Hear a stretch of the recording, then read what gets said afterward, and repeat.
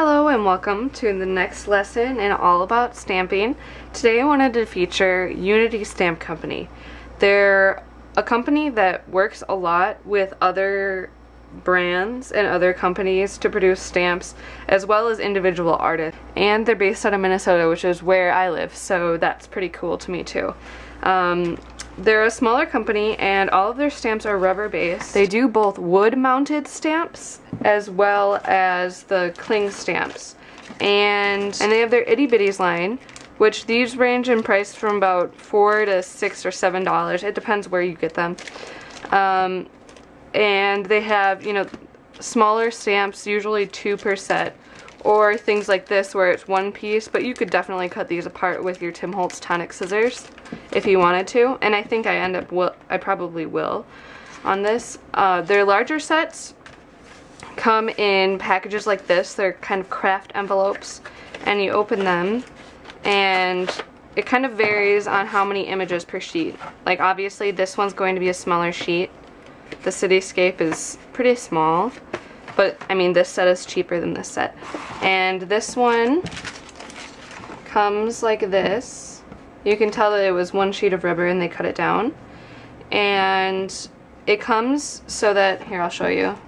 They're all on this paper backing, and then you can just take it off like this and it'll stick right to your block. And they stick really, really well.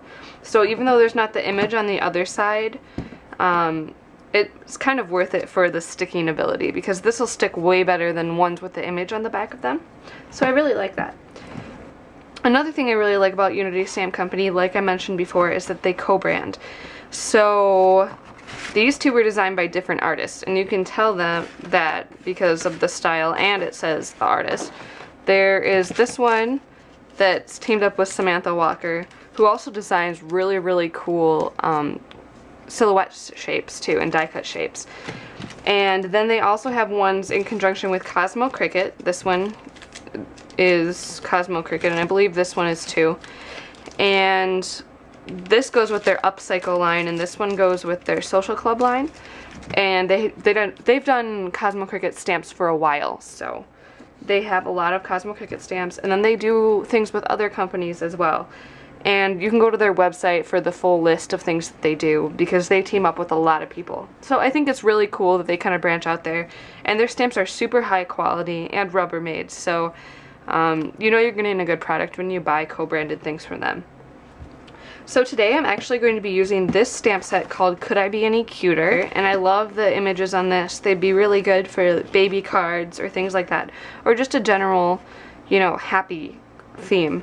So I'm actually going to be doing a card set with these mini cards using some craft cardstock, which I've cut down to 3.5 inches by 8.5 inches. So I just went down a piece of paper, and then I ended up with an extra 1/2 inch strip and 3 cards per sheet of paper.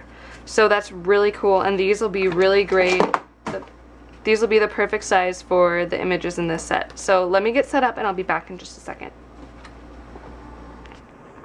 Okay, so I've set up my stamps and we're pretty much ready to go start making our cards. I wanted to show you my scraps left over from taking apart the set. So there is some assembly required, I guess you could say. You have to peel off the backings and take away the excess rubber, but I think that you definitely make up for it because you're saving money. They don't have to do it in the factory themselves, so you end up getting more stamps for your money. And I don't mind doing stuff like that. I think it's kind of fun to see the images up close and take advantage of that put together time, I guess. So I've laid out each one of these, each image with a sentiment. So I have the butterfly with have a happy day, and the have a great day with the flowers and things like that. The only one that I'm not using is the tree, simply because it doesn't fit on the card. So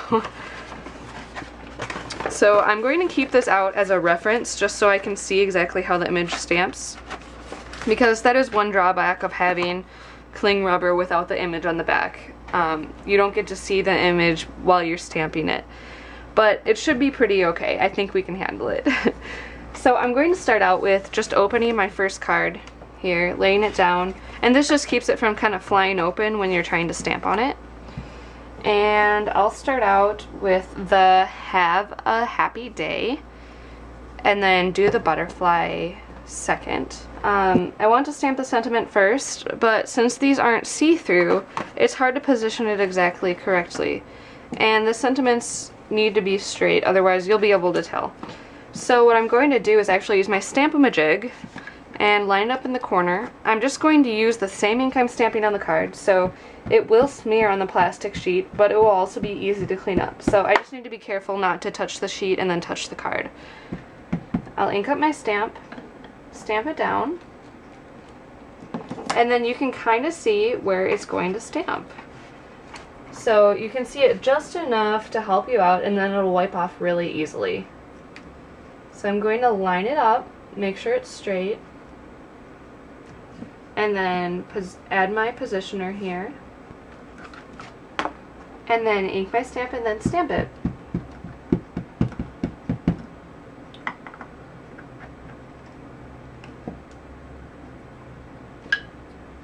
And it's going to give you a perfect image every time. So next I can go ahead and stamp the butterfly. This one doesn't really matter so much if I have it straight because it's a butterfly, so maybe I'll have it crooked on purpose. I'm going to ink it up and then just stamp down. And that's just gorgeous, I love it. So I think to finish off the card, I'll round the bottom corners with my 1/2 inch.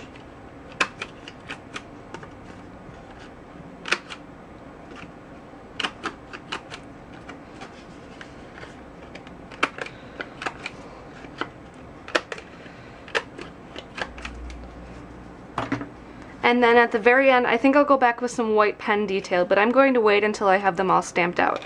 So I'll speed this part up so you can just see me stamping them. It's pretty straightforward. I'm going to use the Stamp-A-Majig for anything I'm worried about being straight. So these flowers, I want to make sure they're going to be on the card straight and not kind of crooked. So I'm just going to use my Stamp-A-Majig for that. And every time I'm done with what I'm working on, I can wipe it off. And if I would have had any forethought to this project, I probably would have cleaned this off with some Stay-On cleaner first, since my other images are kind of stuck on here. But that's okay. We're going to work with it. So I'm just going to get started stamping then.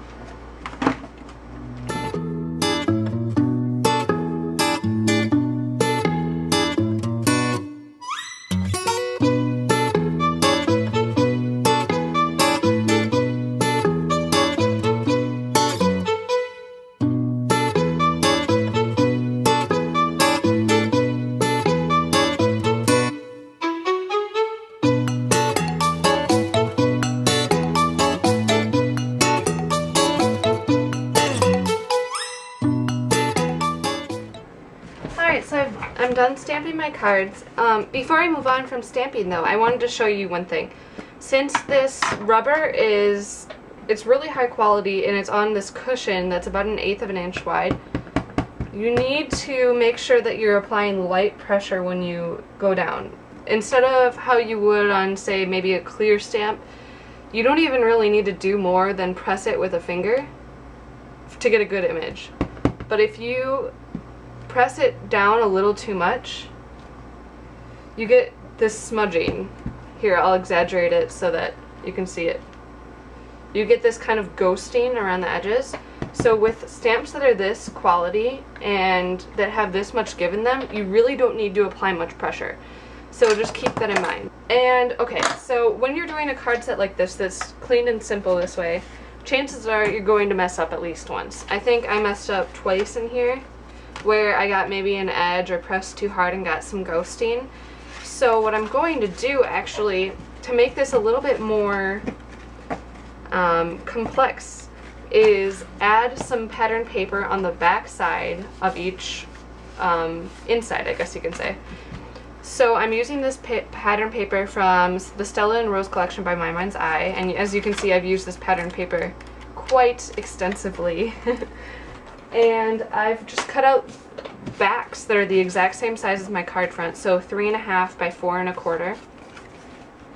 So I'm just going to adhere this paper into the inside of the card, and my focus is to line up this seam right here. I can always trim off the bottom if need be. And that's perfect. It works great, and it'll cover up any mistakes that I made, giving me kind of 2 chances on the same card, which is great. And really important for when you're doing clean and simple stuff, because you want it to be perfect. And this makes it look like you were the first time. Now I'm just going to add some details to each one of the cards. So I'm not going to keep it consistent across each card because I think we have enough consistent with the sentiment, with the image above it. So maybe for this one I'll do dots around the edge. And then for this one, to kind of go along with the rainbow, maybe I'll draw a line.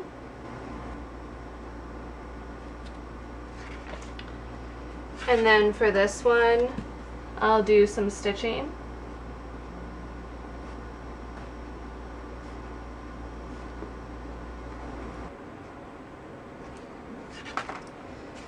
And then for this one, instead of doing something around the border, I'll add some details to the actual flower.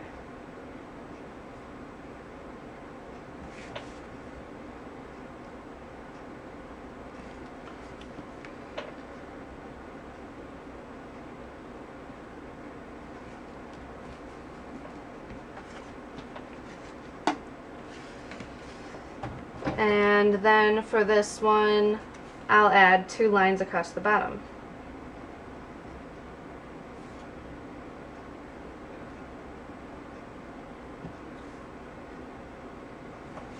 So now that I have my white details on each card, I can go ahead and stack them up. I think I want the lots of love to be on the front.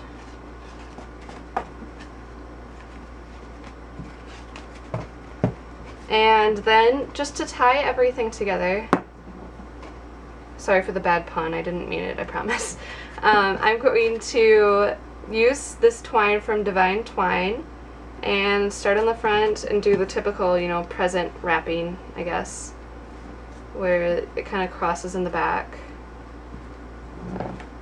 And then over.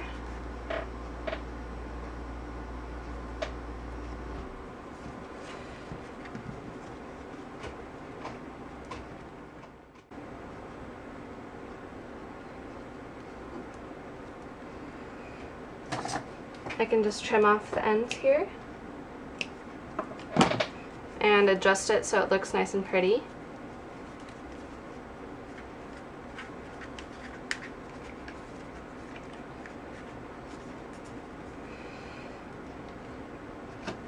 And then these can actually just be paired with a regular size envelope because it'll still fit either this way or this way, and you can still mail it for the regular postage and it's just fine. And I can just put these in a box or even wrap them in maybe like a cute envelope, kind of like this, which would be kind of cute. And yeah, so here's a picture of the finished cards. And here's a picture of them as a set. And I hope you've enjoyed learning more about Unity Stamp Company. Thank you very much for watching this lesson of All About Stamping, and I will catch you again next time.